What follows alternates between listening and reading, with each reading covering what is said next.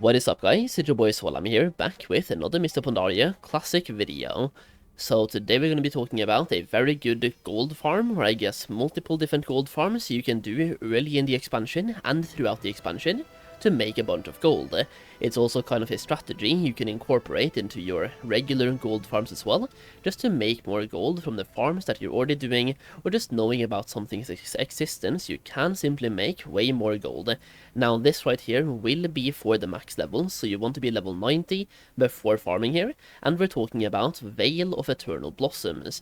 Now in the Veil of Eternal Blossoms you can do a bunch of different farms, but they all have one thing in common. They can drop a brand new item called Skyshards, and these Skyshards can be used to give yourself or somebody else a mount.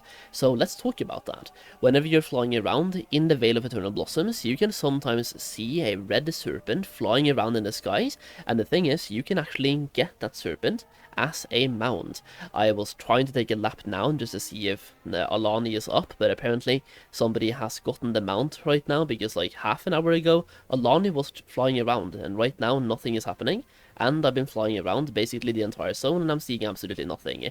Either way, every now and then whenever you're flying in Veil of Eternal Blossoms, you will see a red serpent that you can get as a mount, and you can also farm for it and sell that mount on the auction house. So here's some information about Skyshards. This is the item you're farming for at the top here, Skyshards.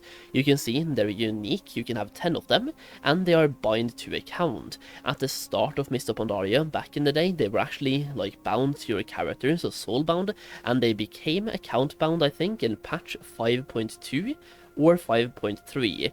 Feel free to correct me on whichever patch it was, but I think it was 5.2.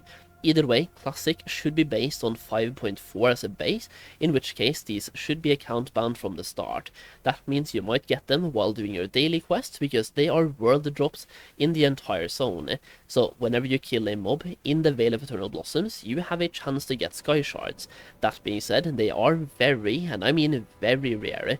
We're talking about less than 0.1% drop chance, so you have to kill several thousand mobs before you start seeing them, at least usually.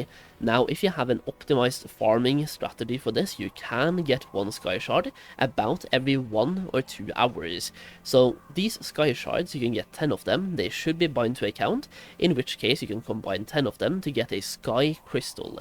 Now Sky Crystal removes the cloudy protection of Alani, the Stormborn. That is the red serpent flying around in the Veil.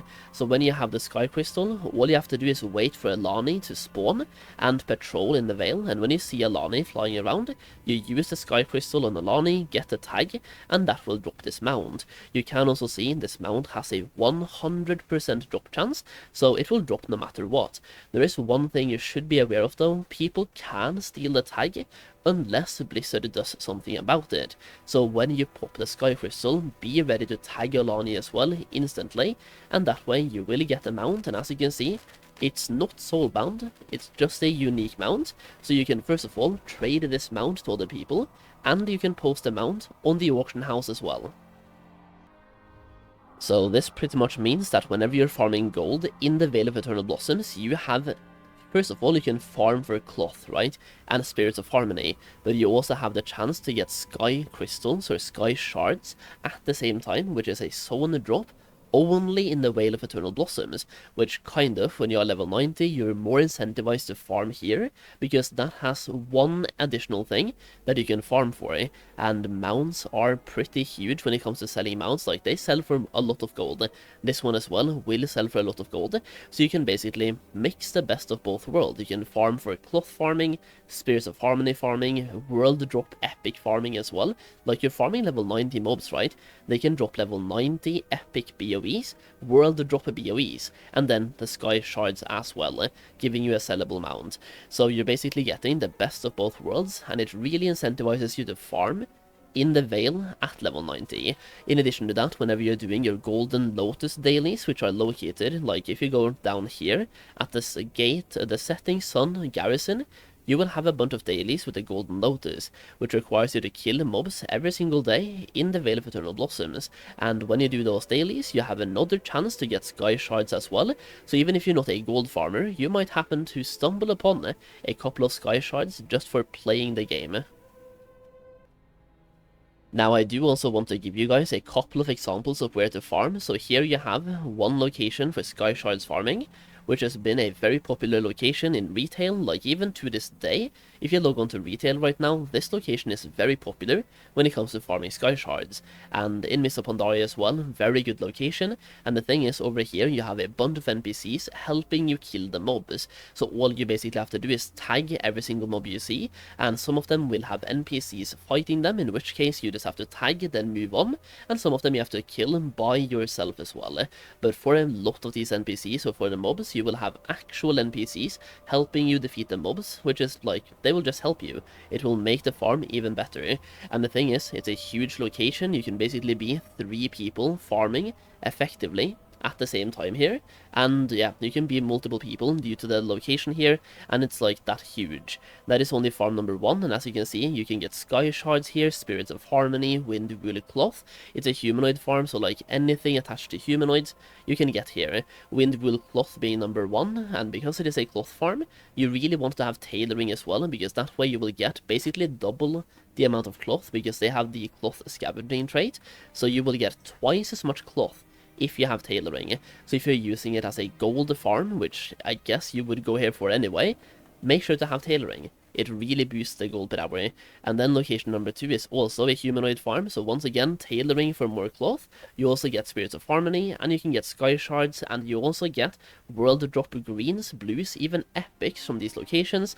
And one more thing about this place, you also have the halls. You can enter the halls and have a couple more mobs to kill, and down here you can loot ghoul-like keys to open treasures with, and there's 2 rares in this location.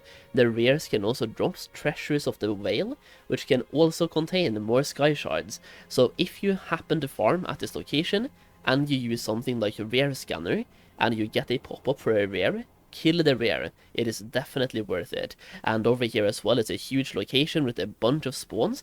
This one could be the best location of the 2, but could also be the most competitive, so keep that in mind.